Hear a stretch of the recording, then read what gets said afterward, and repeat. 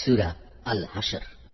أعوذ بالله من الشيطان الرجيم بسم الله الرحمن الرحيم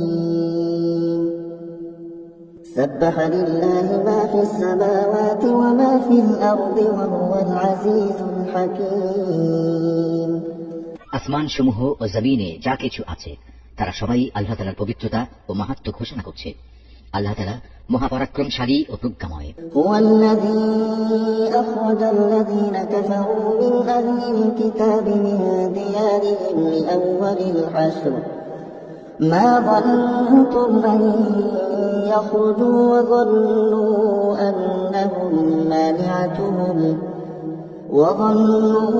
أنهم مانعتهم حصونهم من الله فأتاهم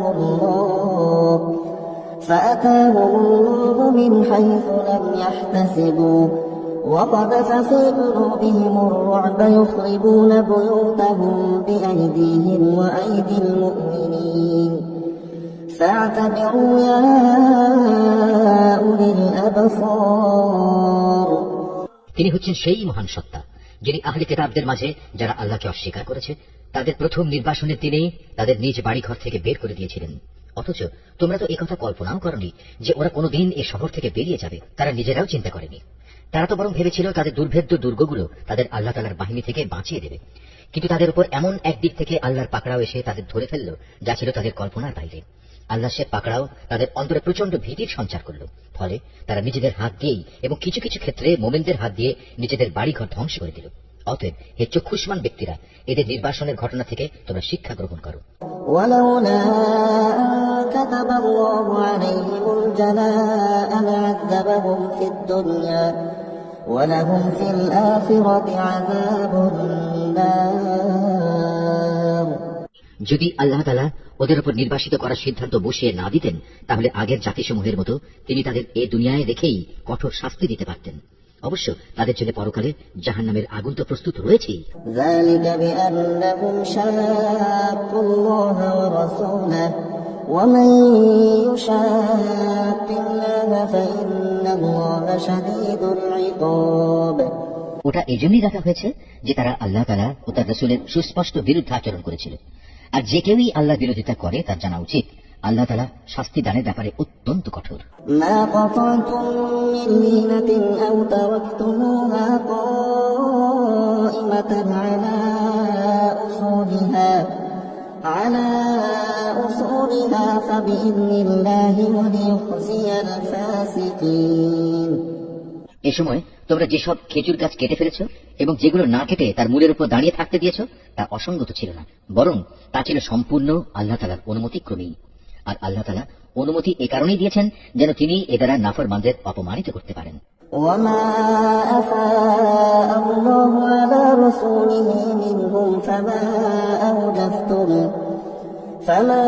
أوجفتم عليه من خير ولا ركاب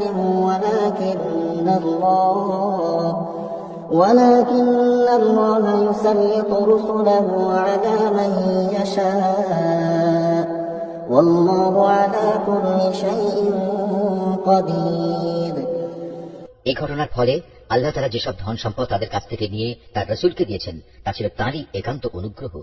তোমরা তো এগুলো পাওয়ার জন্য কোনো ঘোড়ায় কিংবা উষ্ট্রে আরোহণ করে যুদ্ধ করনি। আসলে আল্লাহ তাআলা যার উপরই চান তার উপরই তার রাসূলকে কর্তৃত্ব প্রদান করে থাকেন। আর আল্লাহ তাআলা সর্ববিষয়ের উপরই শক্তিমান। মা আল্লাহু আলা রাসূলিহি মিন আহলিল কুরা فلله وللرسول ولذي القربى واليتامى والمساكين وابن السبيل كي لا يكون دولة بين الأغنياء منكم وما آتاكم الرسول فخذوه وما نهاكم عنه فانتهوا واتقوا الله إن الله شديد العقاب আল্লাহ তাআলা ধন সম্পদের যা কিছু সেই জনপদের মানুষদের কাছ থেকে নিয়ে তার রাসূলকে দিয়েছেন তা হচ্ছে আল্লাহর জন্য, রসুলের জন্য, রসুলের আত্মীয় স্বজন, এতিম মিসকিন ও পথচারীদের জন্য। সম্পদ তোমরা এমন ভাবে বন্টন করবে যেন তা কেবল তোমাদের সমাজের বিত্তশালী লোকদের মাঝেই আবর্তিত না হয়। এবং আল্লাহর রসুল তোমাদের যা কিছু অনুমতি দেয় তা তোমরা গ্রহণ করো, এবং সে যা কিছু নিষেধ করে তা থেকে বিরত থাকো। আল্লাহ তাআলা কি ভয় করো? অবশ্যই আল্লাহ তাআলা কঠোর শাস্তিদাতা। للفقراء المهاجرين الذين أخرجوا من ديارهم وأموالهم يبتغون فضلا من الله ورضوانا وينصرون الله ورسوله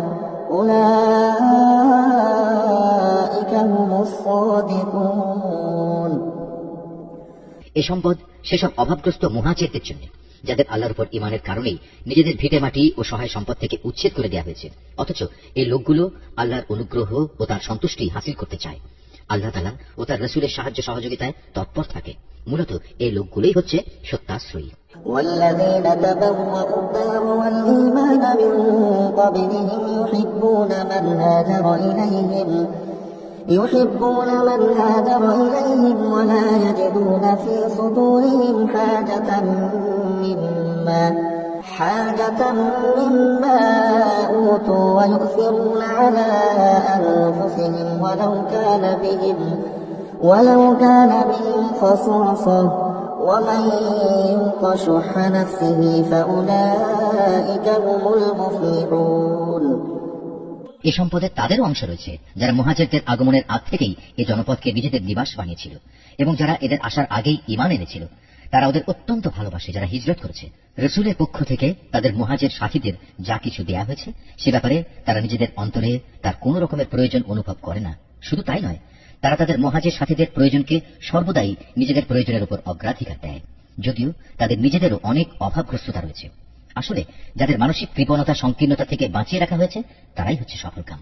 والذين جاءوا من بعدهم يقولون ربنا اغفر لنا ولإخواننا الذين سبقونا بالإيمان ولا تجعل في قلوبنا غلا للذين آمنوا ربنا إنك رؤوف رحيم। সে সম্পদ তাদের জন্য যারা তাদের মুহাজির ও আনসারদের পরে এসেছে। এরা সব সময় বলে, হে আমাদের মালিক, তুমি আমাদের মাফ করে দাও। আমাদের আগে আমাদের যে ভাইয়েরা ঈমান এনেছে তুমি তাদেরও মাফ করে দাও, এবং আমাদের মধ্যে যারা ঈমান এনেছে তাদের ব্যাপারে আমাদের মনে কোনো রকম হিংসা বিদ্বেষ রেখো না। হে আমাদের মালিক, তুমি অনেক মেহেরবান ও পরম দয়ালু। ألم تر إلى الذين نافقوا يقولون لإخوانهم الذين كفروا من أهل الكتاب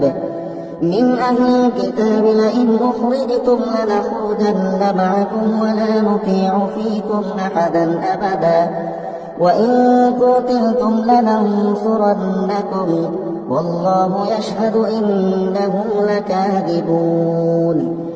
হে রাসূল, তুমি কি সেসব মুনাফিকদের আচরণ লক্ষ্য করনি যারা তাদের কাফের আহলে কিতাব ভাইদের বলে, যদি তোমাদের কখনো এই জনপদ থেকে বের করে দেওয়া হয় তবে আমরাও তোমাদের সাথে একাত্মতা দেখিয়ে এখান থেকে বেরিয়ে যাব, এবং তোমাদের স্বার্থের বেলায় আমরা কখনো অন্য কারো আনুগত্য করব না।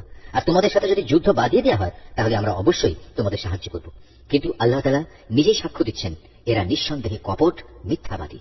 لئن أخرجوا لا يخرجون معهم ولئن قتلوا لا ينصرونهم ولئن نصروهم ليولن الأدبار ثم لا ينصرون। সত্য কথা হচ্ছে, যদি তাদের বের করেই দেয়া হয় তাহলে এরা কখনো তাদের সাথে বের হবে না। আবার যুদ্ধে আক্রান্ত হলে এরা তাদের কোনো প্রকার সাহায্য করবে না। যদি এরা সাহায্য তাদের করেও তবু নিঃসন্দেহে এরা পৃষ্ঠ প্রদর্শন করবে। অতঃপর এ লোকদের আর কোনো উপায়ই কোনো সাহায্য করা হবে না। لأنتم أشد رهبة في صدورهم من الله ذلك بأنهم قوم لا يفقهون। আসলে এদের অন্তরে আল্লাহ চাইতে তোমাদের ভয় বেশি বড় হয়ে বসে আছে। এর কারণ হচ্ছে এরা এমন একটি জাতি যারা আসল কথাই বুঝতে পারে না।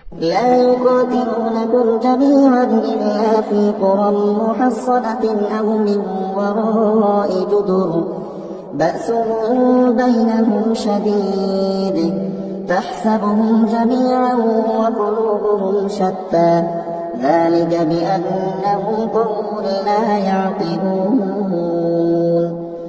এরা কখনো ঐক্যবদ্ধ হয়েও তোমাদের সাথে লড়াই করতে আসবে না। যদি করেও তা করবে অবশ্য কোন সুরক্ষিত জনপদের ভেতরে বসে অথবা নিরাপদ পাঁচিলের আড়ালে থেকে। আসলে তাদের নিজেদের পারস্পরিক শত্রুতা খুবই মারাত্মক। তুমি তো এদের মনে করো এরা ঐক্যবদ্ধ, কিন্তু মোটেই তা নয়। এদের অন্তর হচ্ছে শতথা বিচ্ছিন্ন, কেননা এরা হচ্ছে নির্বোধ সম্প্রদায়। كمثل الذين من قبلهم قريبا ذاقوا وبال أمرهم ولهم عذاب أليم এদের অবস্থাও সেই আগের লোকদের মতো, যারা মাত্র কিছুদিন আগে নিজেদের কৃতকর্মের পরিণাম হিসেবে বিতাড়িত হবার শাস্তি ভোগ করেছে। তাছাড়া পরকালেও এদের জন্য কঠিন আযাব রয়েছে। كمثل الشيطان إذ قال للإنسان اكفر فلما كفر قال إني بريء منك إني أخاف الله رب العالمين এদের আরেকটি তুলনা হচ্ছে শয়তানের মতো। শয়তান এসে যখন মানুষদের বলে প্রথমে আল্লাহকে অস্বীকার করো, অতঃপর সত্যি যখন সে আল্লাহকে অস্বীকার করে তখন মুহূর্তেই সে বোল পাল্টে ফেলে এবং বলে আমার সাথে তোমার কোনো সম্পর্ক নেই, আমি নিজেও সৃষ্টি লোকের মালিক আল্লাহ তাআলাকে ভয় করি। فكان عاقبتهما أنهما في النار خالدين فيها وذلك جزاء الظالمين অতঃপর শয়তান ও তার অনুসারী এই দুজনের পরিণাম হবে জাহান্নাম, সেখানে তারা চিরদিন থাকবে, আর এটাই হচ্ছে জালেমদের শাস্তি। يا أيها الذين آمنوا اتقوا الله ولتنظر نفس ما قدمت لغد واتقوا الله إن الله خبير بما تعملون হে মানুষ, তোমরা যারা ঈমান এনেছো আল্লাহ তাআলাকে ভয় করো। তোমাদের প্রত্যেকেরই উচিত ভালো করে লক্ষ্য করা যে আগামীকাল আল্লাহর সামনে পেশ করার জন্য সে কি আমলনামা পেশ করতে যাচ্ছে। তোমরা আল্লাহকে ভয় করতে থাকো, অবশ্যই তোমরা যা কিছু করছো আল্লাহ তাআলা তার পূর্ণাঙ্গ খবর রাখেন। ولا تكونوا كالذين نسوا الله فأنساهم أنفسهم أولئك هم الفاسقون তোমরা তাদের মতো হলো না যারা দুনিয়ার ফাঁদে পড়ে আল্লাহকে ভুলে গেছে এবং এর ফলে আল্লাহ তাআলাও তাদের নিজ নিজ অবস্থা ভুলিয়ে দিয়েছেন। আসলে এরা হচ্ছে আল্লাহর নাফরমান। لا يستوي أصحاب النار وأصحاب الجنة أصحاب الجنة هم الفائزون জাহান্নামের অধিবাসী ও জান্নাতের অধিবাসীরা কখনো এক হতে পারে না। জান্নাতবাসীরা অবশ্যই সফলকাম। لو أنزلنا هذا القرآن على جبل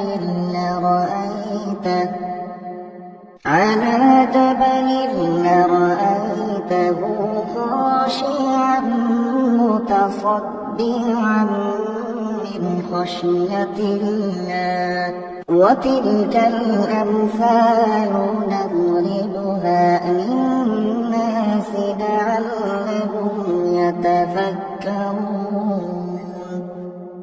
আমি যদি এ কোরআন কোনো পাহাড়ের উপর নাজিল করতাম তাহলে তুমি অবশ্যই তাকে দেখতে কিভাবে তা বিনীত হয়ে আল্লাহর ভয়ে বিদীর্ণ হয়ে পড়ে। আমি এসব উদাহরণ মানুষের জন্য এ কারণেই বর্ণনা করছি যেন তারা কোরআনের মর্যাদা সম্পর্কে চিন্তা ভাবনা করতে পারে। هو الله الذي لا إله إلا هو عالم الغيب والشهادة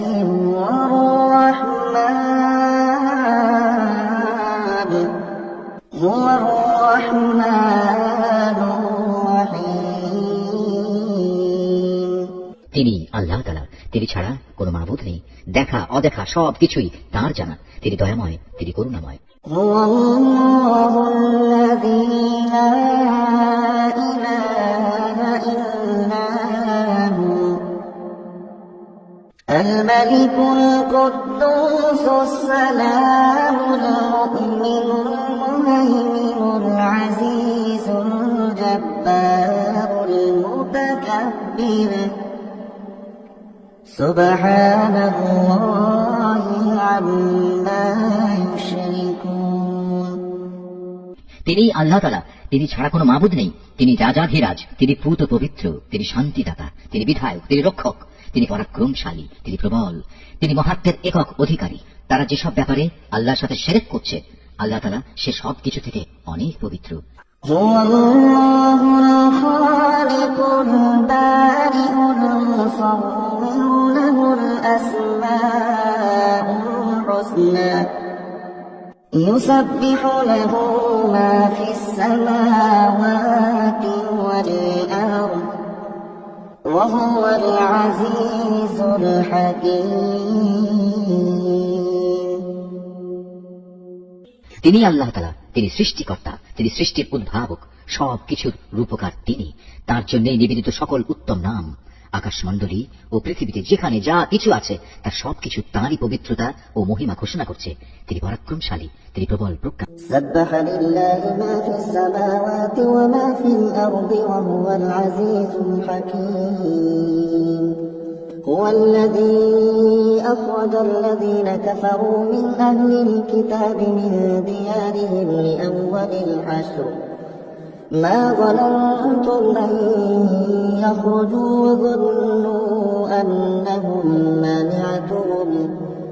وظنوا أنهم مانعتهم حصونهم من الله فأتاهم الله من حيث لم يحتسبوا وقذف في قلوبهم الرعب يخربون بيوتهم بأيديهم وأيدي المؤمنين فاعتبروا يا أولي الأبصار ولولا أن كتب الله عليهم الجلاء لعذبهم في الدنيا ولهم في الآخرة عذاب النار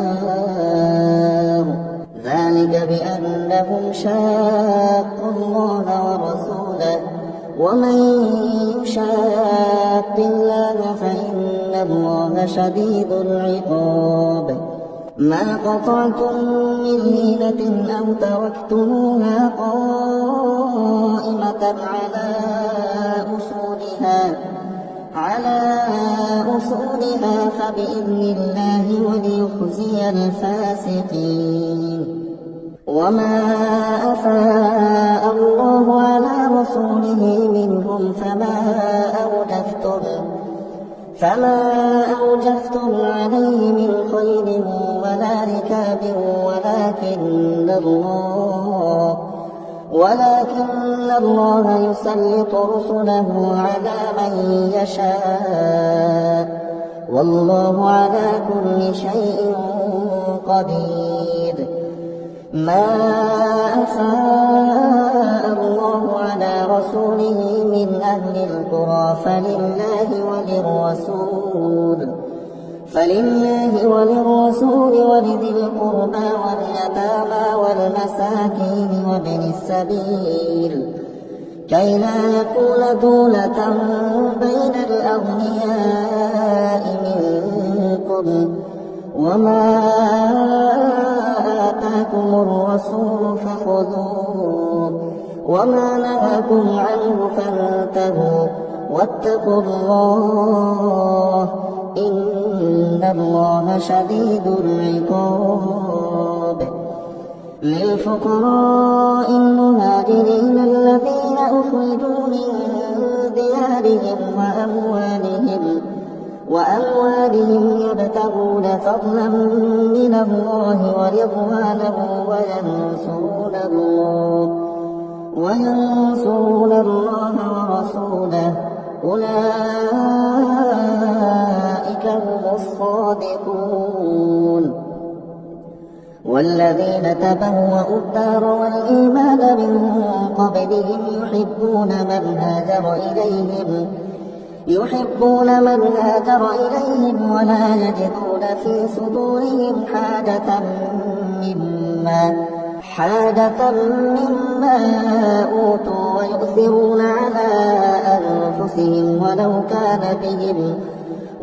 كان بهم خصاصة ومن يوق شح نفسه فأولئك هم المفلحون والذين جاءوا من بعدهم يقولون ربنا اغفر لنا ولإخواننا الذين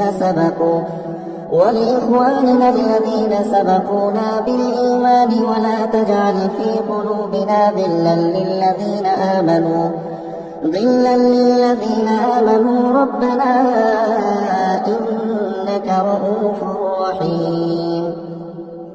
ألم تر إلى الذين نافقوا يقولون لإخوانهم الذين كفروا من أهل الكتاب لئن أخرجتم لنخرجن معكم ولا نطيع فيكم أحدا أبدا وإن قتلتم لننصرنكم والله يشهد إنهم لكاذبون.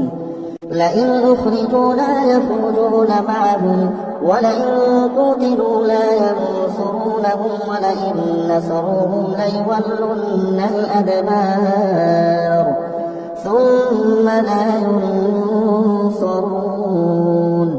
لأنتم أشد رهبة في صدورهم من الله ذلك بأنهم قوم لا يفقهون. لا يقاتلونكم جميعا إلا في قرى محصنة أو من وراء جدر بأسهم بينهم شديد تحسبهم جميعا وقلوبهم شتى ذلك بأنهم قوم لا يعقلون. كمثل الذين من قبلهم قريبا ذاقوا وبال أمرهم ولهم عذاب أليم. كمثل الشيطان إذ قال للإنسان اكفر فلما كفر قال إني بريء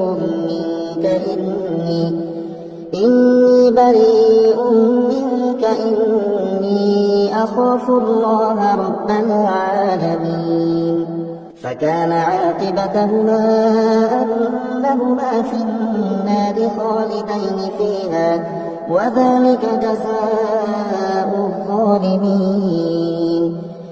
يا أيها الذين آمنوا اتقوا الله ولتنظر نفس ما قدمت لغد واتقوا الله إن الله خبير بما تعملون. ولا تكونوا كالذين نسوا الله فأنساهم أنفسهم أولئك هم الفاسقون. لا يستوي أصحاب النار وأصحاب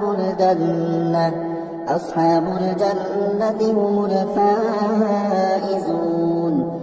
لو أنزلنا هذا القرآن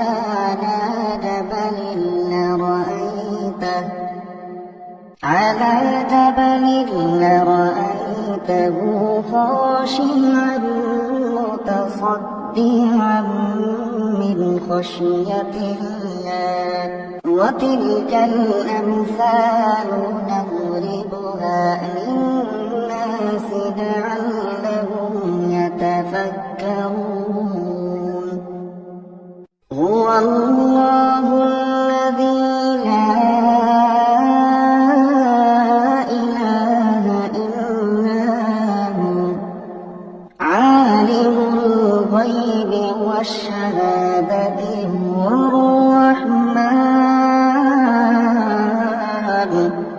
هو الرحمن الرحيم. هو الله الذي لا إله إلا هو الملك القدوس السلام المؤمن المهيمن العزيز الجبار المتكبر سبحان الله عما يشركون. هو الله الخالق البارئ المصور له الأسماء يسبح له ما في السماوات والأرض وهو العزيز الحكيم